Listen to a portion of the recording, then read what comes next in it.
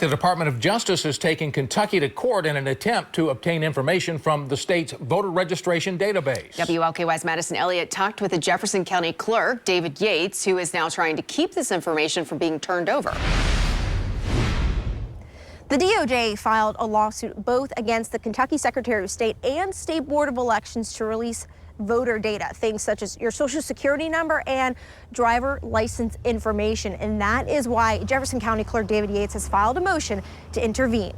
Yates made the announcement Tuesday alongside Jefferson County Attorney Michael Connell, who filed the legal action in partnership with the clerk's office. Yates said he is the first county clerk in Kentucky to take action to block the transfer of unredacted voter rolls, citing privacy concerns. I have the statutory duty to protect the confidential personal information entrusted to us by our voters. We obtained a series of letters the DOJ sent to Kentucky election officials last summer demanding information, including voters' full names, dates of birth, and addresses. Kentucky declined to send the information, and last month, the DOJ filed suit. The department is also suing 29 states and the District of Columbia.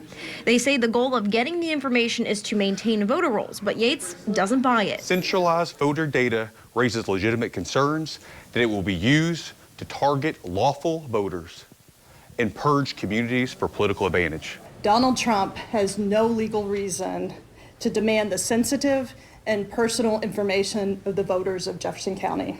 The League of Women Voters of Kentucky, the New Americans Initiative, and two individual Kentucky voters represented by the ACLU of Kentucky and the ACLU Voting Rights Project also filed a motion to intervene.